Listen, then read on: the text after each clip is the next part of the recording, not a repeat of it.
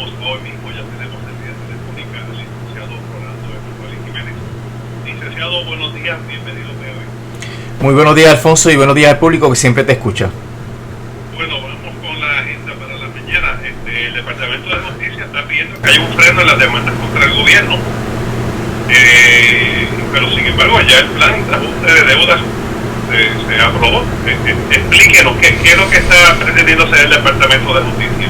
Mira, en realidad es una situación sorprendente y muy perjudicial para el acceso a la justicia de los puertorriqueños y las puertorriqueñas, porque básicamente están reclamando una inmunidad en contra de cualquier pleito de daños y perjuicios y cobro de dinero a base de unas premisas que son totalmente incorrectas en derecho.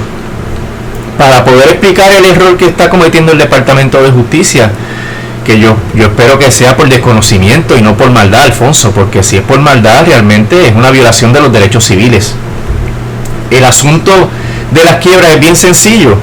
El deudor, en este caso el gobierno de Puerto Rico, como cualquier otro deudor de un caso de quiebras normal, necesita alivio de sus acreedores. Lo están persiguiendo los acreedores, lo llaman, lo persiguen, lo tienen demandado, y la quiebra lo que permite es que se radique la petición de quiebra y entonces se emite una orden automática de paralización, y eso impide que todos los acreedores que estaban con sus créditos existentes, vigentes, antes de radicar la orden o la petición de quiebras, pues entonces quedan impedidos de continuar con sus gestiones de cobro y con sus demandas, con sus reclamos, etcétera. Tienen que esperar a que el deudor se pueda reorganizar. El caso de Puerto Rico fue algo muy significativo porque el caso duró 5 años desde que se radicó, ¿verdad? Prácticamente 5 años, y estuvieron todas esas personas, miles de personas, sin poder cobrar sus créditos. Ahora que se confirma el plan de ajuste de deuda, se sabe qué es lo que estas personas que eran acreedores cuando se radicó la quiebra esto fue en mayo del año 2017, Alfonso. Todos estos acreedores ahora van a recibir una compensación, ¿verdad? Un pago conforme a lo que dice el plan de ajuste de la deuda. Y ahí se cuadran o se determina el monto de cada uno de esos reclamos, y los casos que estaban pendientes, que no había una sentencia, pues hay un mecanismo para que se pueda determinar cuál es la cuantía. Es decir, que se liquide la cuantía, se determine finalmente cuánto es que se le debe, y si fuese, por ejemplo, un acreedor no asegurado, que el plan de ajuste de deuda le asigna como 18 centavos de dólar, pues eso es lo que va a recibir, 18 centavos por cada dólar que se le deba. Y eso es lo que implica que se confirme el plan. Ya se sabe cuánto se le va a pagar a cada uno de los acreedores que existían al momento de la quiebra. Ahora, hay otros acreedores que hacen negocio con el gobierno de Puerto Rico durante la quiebra, y que para seguir dándole esos servicios, pues quieren que se les dé una prioridad dentro del caso de quiebras. Esa es la prioridad por gastos administrativos. Y el ejemplo más significativo fue la que pidió Luma cuando firmó el contrato leonino de la alianza público-privada. Le pidió a la jueza, la Junta le pidió a la jueza que le asignara prioridad de pago, y le asignó prioridad de pago para la primera etapa y para la segunda etapa en la cual estamos ahora. Es decir, que Luma cobra primero que nadie, y eso es un trámite que se llama una prioridad por gastos administrativos. ¿Y por qué ocurre eso? Bueno, porque eso beneficia al deudor. Aquí con Luma, entre comillas, ¿verdad? Nadie cree que Luma está beneficiando a la autoridad ni a Puerto Rico, pero esa es la ficción que hay detrás de que se le asigne gastos administrativos. Entonces, ¿qué ocurre? Luego de la radicación de la quiebra, el deudor sigue haciendo negocios también y sigue metiendo la pata, ¿verdad? Sigue ocasionando situaciones que generan daños y perjuicios, sigue incurriendo en obligaciones que requieren pago, y la orden de paralización que se emite cuando se radica la quiebra no afecta a esos nuevos acreedores, porque imagínate, sería como darle una inmunidad total al que radica una quiebra. Para ponerle un ejemplo más cercano a nosotros y nosotras, ¿verdad? Un deudor de capítulo 13 que radica su caso y paraliza a todos los acreedores, pero va por ahí y va a panadería y coge crédito y no le paga a esa persona, y va por ahí, choca un carro y no le paga el arreglo del carro. La quiebra no es una inmunidad en contra de todas esas acciones que pueda hacer un deudor que está bajo un plan de pago.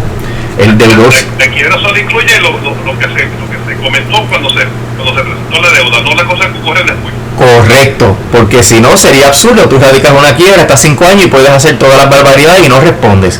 Pues eso es lo que está haciendo el Departamento de Justicia. Está radicando mociones, y cuando digo lo que está haciendo, porque he visto las mociones, y lo está haciendo en muchos casos porque mucha gente me ha estado llamando diciendo, mira Rolando, mira lo que me están diciendo en este caso.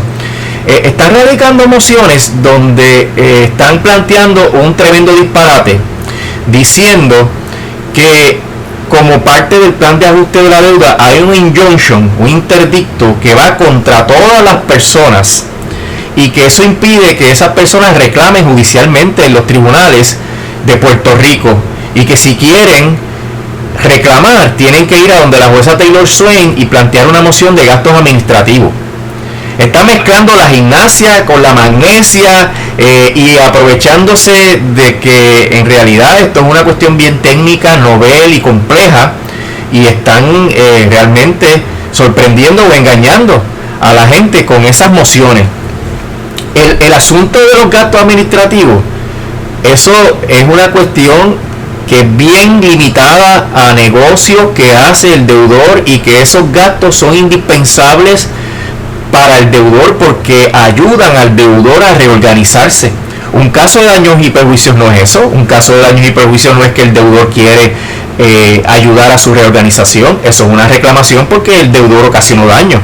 Entonces el Departamento de Justicia está trayendo ese concepto por los pelos, porque en el plan lo que se dice es lo siguiente, Alfonso: los acreedores previos a la quiebra están vinculados por ese injunction, y el lenguaje es bien amplio: presente, pasado, presente y futuro, pero son esos acreedores que estaban paralizados, no es nadie más.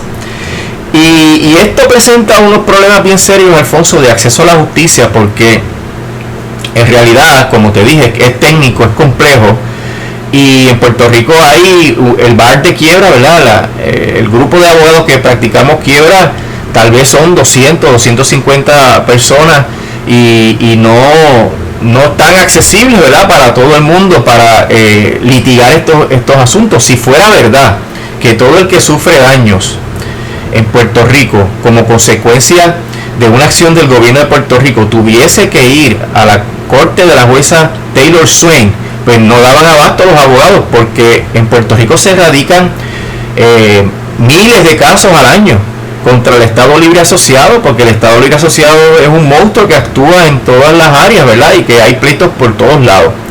Y el Departamento de Justicia pretende paralizar todos esos litigios que son nuevos después de la quiebra. Así que imagínate, 5 años de erradicaciones de casos, y ahora el Departamento de Justicia dice que por virtud del plan de ajuste de deuda que no les aplica, están paralizados. Pues están paralizando el acceso a la justicia en el país. Van a crear un caos, porque si bien es cierto, hay jueces y juezas que podrían dilucidar estas controversias y darle un nuevo lugar a esa moción, pero Alfonso, hay jueces y hay juezas, ¿verdad? Y hay lugares de Puerto Rico que en realidad son tribunales bien modestos y apartados, y no sabemos las barbaridades que se están cometiendo. Así que es una situación que requiere que el Departamento de Justicia, y particularmente el Secretario de Justicia, intervenga con este asunto, porque está privando a todos y todas los puertorriqueños y puertorriqueñas de acceso a la justicia, porque resulta que con esa moción nadie puede demandar, que habría que ir donde la jueza Taylor a decirle, mire, autoríceme a que me paguen, y la jueza va a decir, pero es que el juicio no se ha visto. ¿Cómo yo voy a ordenar un pago si no se sabe si hay responsabilidad y no hay responsabilidad?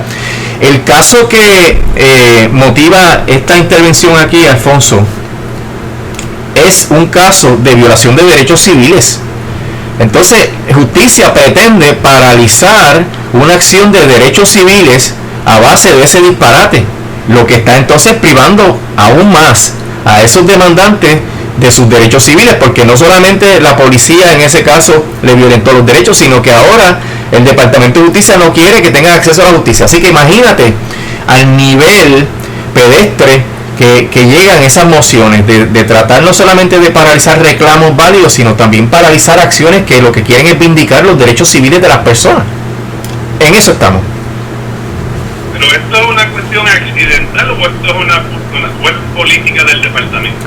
Bueno, Alfonso, a mí me han llamado 4 o 5 abogados y abogadas en donde me están diciendo, mira, están radicando estas mociones, ¿qué es lo que está pasando? Y la moción no es la moción original cuando el stay, porque los fundamentos son diferentes.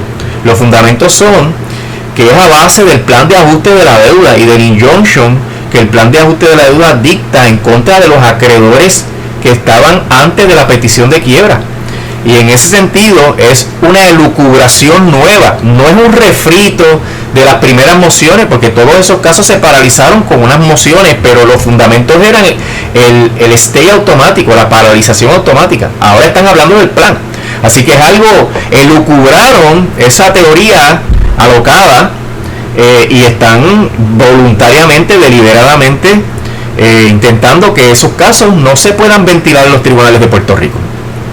Pero no hay un documento oficial del Departamento de Justicia diciendo que esa es la postura, o si la hay. Bueno, las mociones hablan por el Departamento de Justicia, eso lo firman los funcionarios del Departamento de Justicia y si mal no recuerdo está hasta la firma del secretario de Justicia, porque él es la cabeza de todos los abogados civiles y criminales que tiene el Departamento de Justicia.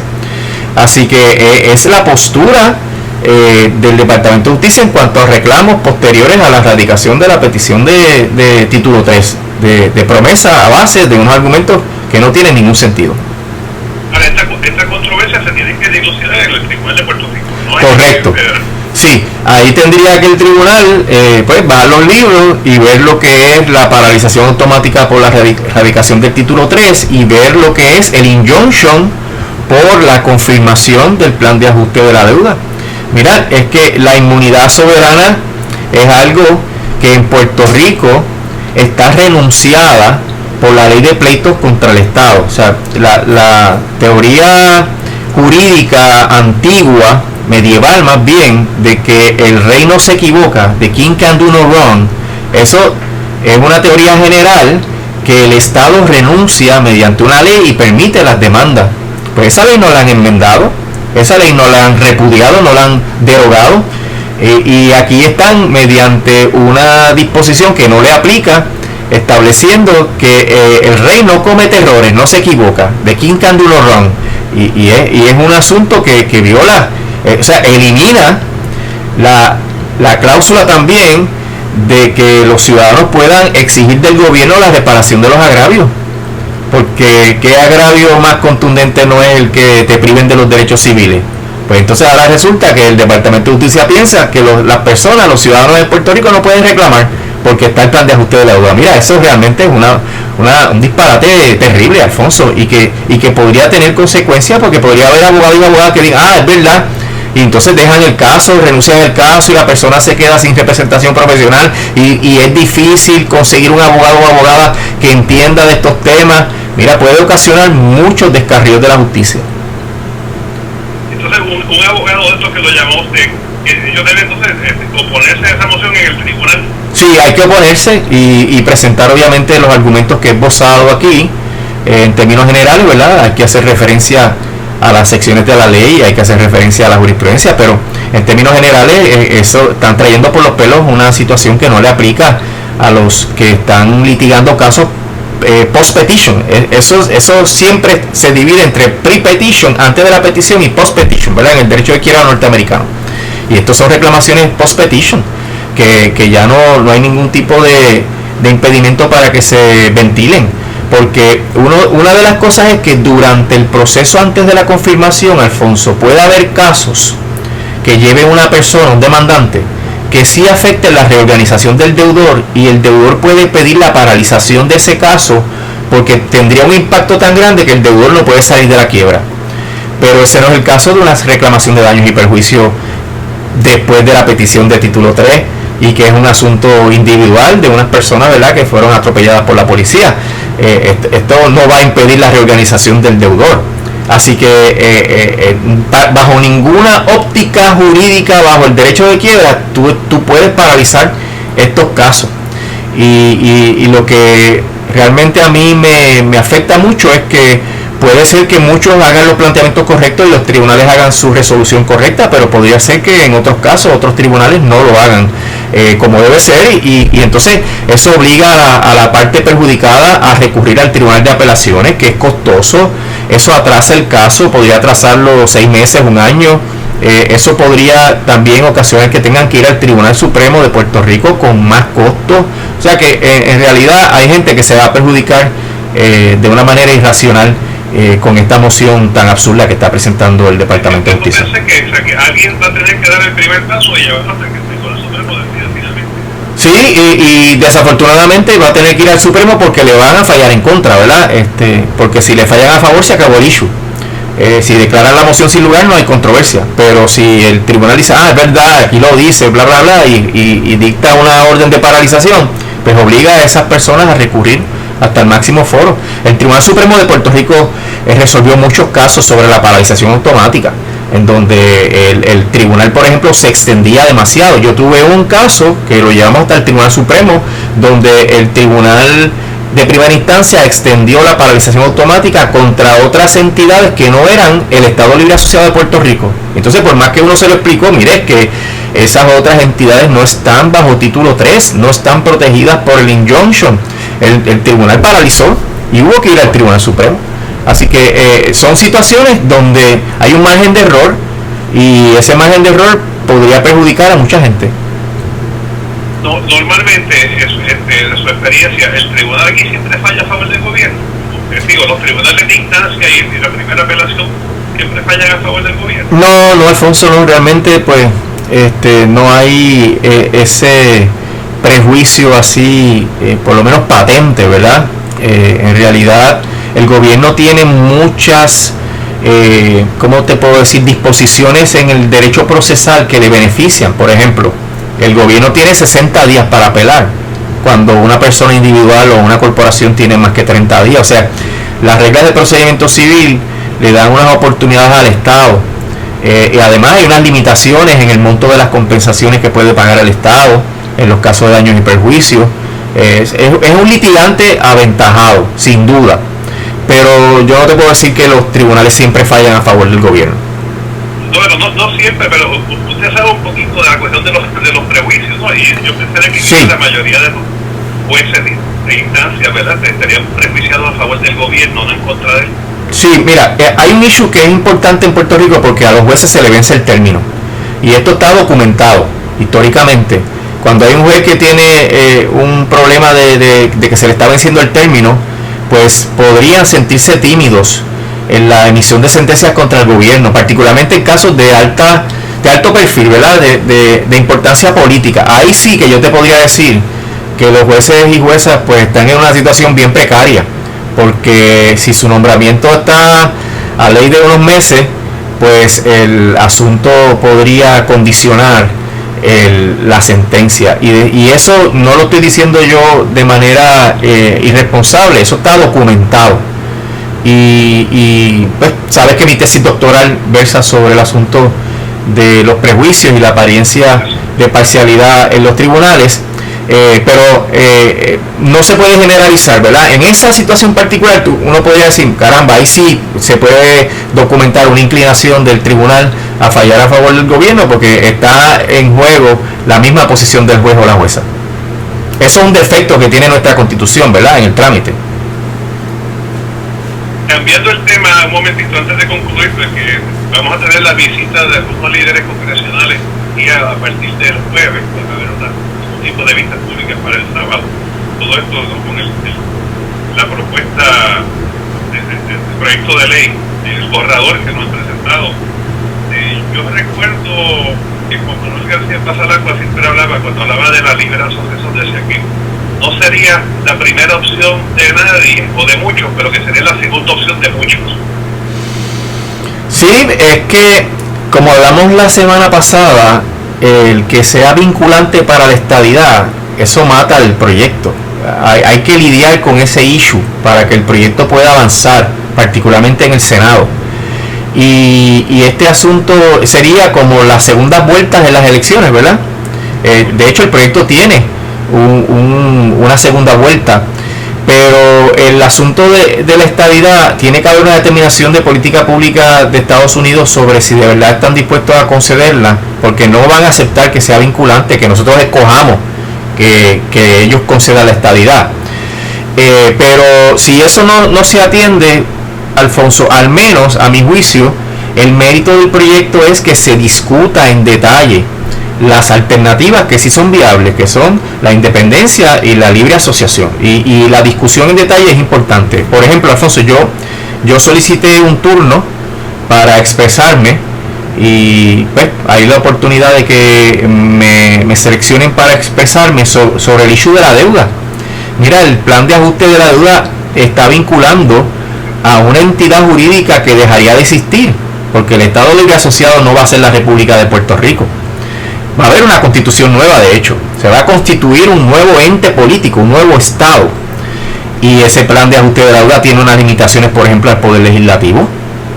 Ese plan habría que eliminarlo, derogarlo, superarlo, asumirlo el gobierno federal, porque no puede de ninguna manera vincular a la nueva República de Puerto Rico, porque primero es deuda odiosa, deuda colonial, y segundo, tiene unas disposiciones que le atarían las manos a la nueva constitución y a la nueva legislatura o parlamento que tenga la República de Puerto Rico. Así que hay unos choques bien dramáticos entre el plan de ajuste y el proceso de descolonización, y mi intención sería plantear esos issues si me dan la oportunidad, Alfonso. Cuando usted solicita un turno, ¿usted explica por qué lo quiere? Sí, yo le escribí a la representante Nidia Velázquez, ella me contestó que me iba a recomendar entre los que Alexandria Ocasio-Cortez y ella iban a recomendar, y le expliqué que era para hablar sobre los issues que tiene la descolonización de Puerto Rico con el plan de ajuste de la deuda. ¿Cuándo le contestan? Bueno, yo espero que pronto, ¿verdad? Estas conversaciones fueron el sábado, así que yo espero que esta semana pues haya algún tipo de comunicación sobre el tema. Le pregunto de curiosidad, y se la de entender de continuar escuchando.